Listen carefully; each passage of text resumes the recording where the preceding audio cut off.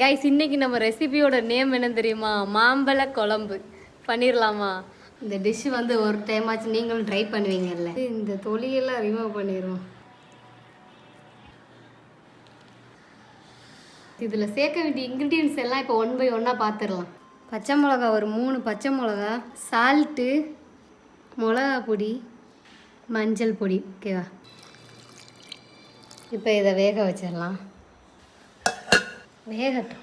நம்ம இதில் ஆட் பண்ணுறதுக்கு இப்போ வந்து நம்ம தேங்காயோட அரைப்பை வந்து சேர்க்கணும். தேங்காய் கைஸ் கொஞ்சம், தேவையான அளவு ஜீரகம். கூடிச்சோ, கையில் எடுத்து தான் போடணும். முன்னாடி தேவையான அளவுன்னு சொல்லிட்டு தேவைக்கு மிச்சமான அளவாக இருப்போது. லைட்டாக மஞ்சள் தூள். மாம்பழ குழம்பு இருக்குது பார்த்தீங்களா, இது ஒரு புதுவிதமான டேஸ்ட்டு கைஸ். அது வந்து எத்தனை பேர் சாப்பிட்ருக்கீங்கன்னு தெரியல.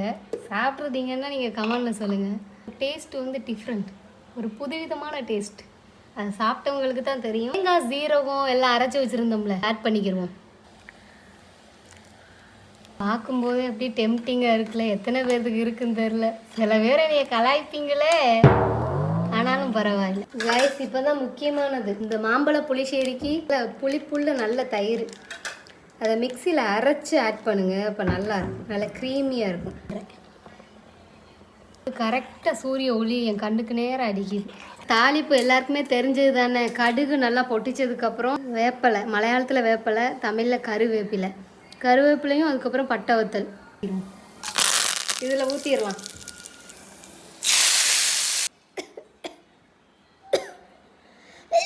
அல்ஹம்துலில்லாஹ். இந்த தாளிக்கும் போது மட்டும் மூக்கில் பொறி எறியும். செம்மையாக இருக்குது, செம்ம அல்டிமேட்.